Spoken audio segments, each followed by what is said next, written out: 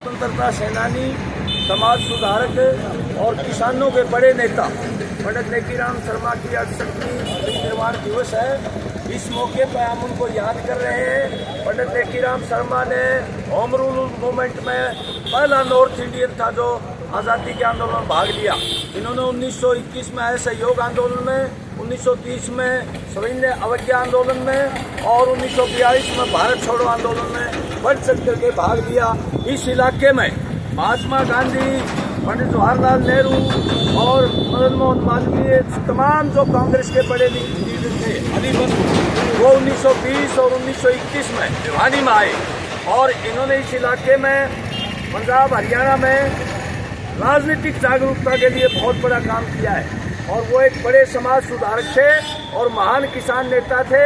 80 के आसपास अंग्रेज जागीरदार शकीनर से उन्होंने जो है मुजाहरों को जमीन दिलाने के लिए आंदोलन लड़ा और 9 जनवरी 1929 को अखिल भारतीय किसान सभा की स्थापना भिवानी में करने वाले पंडित लेकीराम शर्मा थे, चौधरी लाजपत राय अलगपुरा के साथ। इसलिए उन्होंने पर्दा प्रथा, बाल विवाह और तमाम जो बुराइयां थी महिलाओं की को उत्पीड़न किया जाता था, उसके खिलाफ भी लड़ाई लड़ी और वो 2200 दिन जेल में रहे।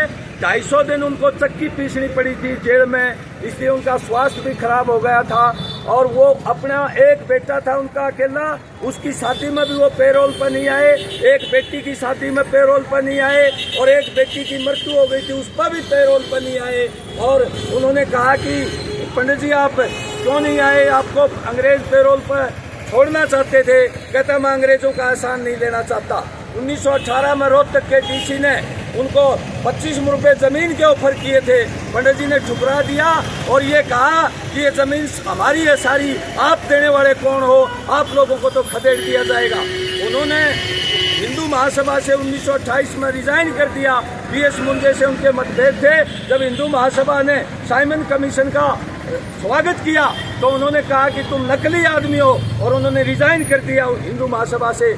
ऐसे महान नेता को आज याद कर रहे हैं और आज के संदर्भ में जो सांप्रदायिक ताकतें हैं, जाति और धर्म पर लड़ाना चाहते हैं, पंडित जी का यही संदेश है कि उनको धूल चटाई जाए। आने वाले ये जो लोकसभा चुनाव है, ये बड़ा ऐतिहासिक चुनाव है। इसमें तय होगा देश में तानाशाही स्थापित होगी या लोकतंत्र चलेगा।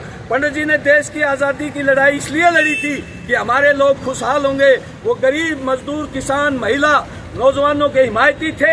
आने वाले टाइम में पंडित जी की जो विरासत है लोकतंत्र को मजबूत करने की और हमारे देश को समृद्ध बनाने की, उसी विरासत को आगे बढ़ाते हुए सांप्रदायिक ताकतों को धूल चटाएंगे।